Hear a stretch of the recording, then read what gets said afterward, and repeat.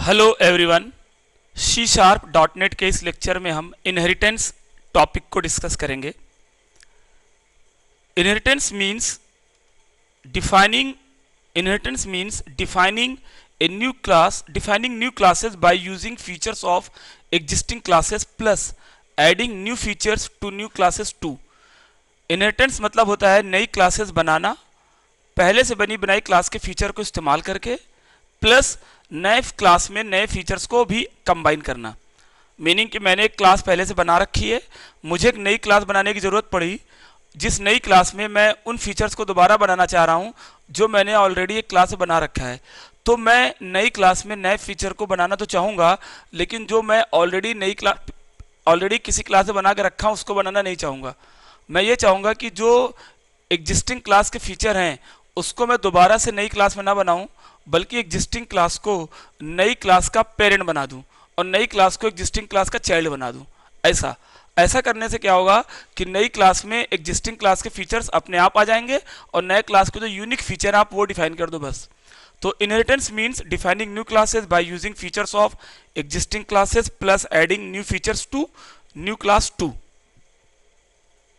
The new class is called sub class या derive class या child class, and the existing class is called super या base या parent class. Okay, तो inheritance को अगर हम सी शार्प में करेंगे तो कैसे करेंगे? सी शार्प में इनहेरिटेंस करने के लिए पहले आप एक सुपर क्लास बना लो, class super class name, class super class name, फिर body of super class.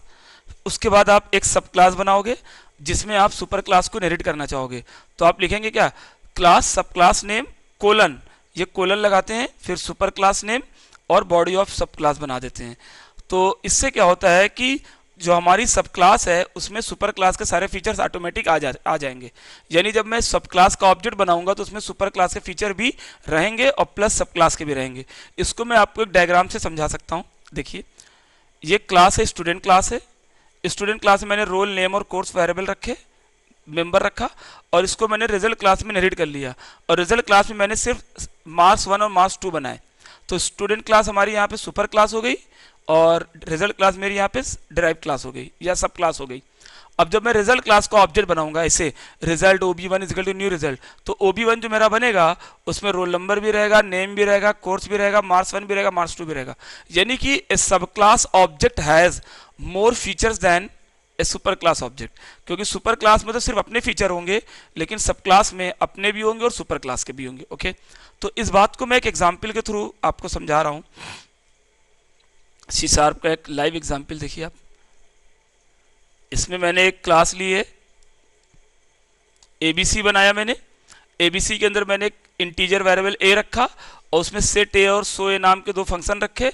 Set A में वैल्यू स्टोर करा रहा है, शो A को शो कर रहा है। ये मेरी क्लास यहाँ एंड हो गई। फिर मैंने क्लास बनाया XYZ। आप देख सकते हैं यहाँ पे क्लास XYZ कोलन ABC, तो XYZ ने ABC को अपना पेरेंट बना लिया, यानी XYZ सब क्लास हो गई किसकी? सुपर क्लास ABC की। ऐसा करने से पब्लिक INT X बनाया, यहाँ पे X को सेट किया वैल्यू डाल के और X को शो कराया। अब यहाँ पे मेरा जो ABC है वो पेरेंट क्लास हो गई और जो मेरा XYZ है वो चाइल्ड क्लास हो गई। ओके, अब मैंने इसका ऑब्जेक्ट यहाँ बनाया मेन में। अब आप देखो यहाँ पर मेन में मैंने इसका ऑब्जेक्ट बनाया XYZ OB is equal to new XYZ, फिर OB dot set A10, OB dot set X20, OB dot show A, OB dot show X, OB dot show A, OB dot show X। इसको run करा के देखिए तो OB के through मैं दोनों function call कर पा रहा हूँ, ABC के भी XYZ के भी, जबकि OB मेरा क्या है? देखिए A बराबर 10 X बराबर 20 आ गया।